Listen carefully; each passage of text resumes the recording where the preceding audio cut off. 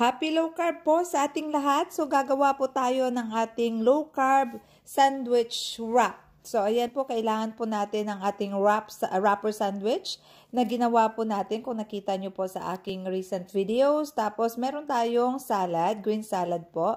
Kailangan ng paghiwa natin puro po pahaba. Tapos meron po akong niluto na ano tawag nito, yan po ay turkey's fillet. So yan, niluto ko pa po siya tender and juicy. Tapos naglagay din po tayo ng ating tomatoes. Napahaba din ang paghiwa at saka syempre meron tayong avocado.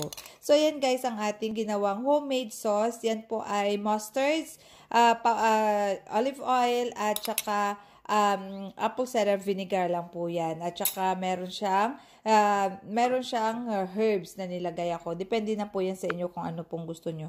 So, kailangan po, malapad po ang paggawa natin ng ating wrapper sandwich wrapper kasi para hindi po siya mapunit kasi hindi po siya kagaya ng mga nabibili natin na makakapal. So, yan po ay very thin lang po ang kapaggawa natin. So, yan guys, hiwain po natin siya para makita po ninyo ang loob ng ating wrap sandwich. So, ayan na po guys ang kanyang mukha. Nakita nyo po, meron tayong tomatoes, meron tayong avocado, lettuce, at saka ang ating turkey's fillet. Pwede din po chicken's fillet po ang gawin ninyo. So, ayan guys, pwede din parang tacos ang pagkain natin ito. So, ayan guys, maraming salamat sa pagpanood. Kung bago lang po kayo dito, please don't forget to follow, like, and comment kung nagustuhan nyo po ang aking video. Maraming salamat po.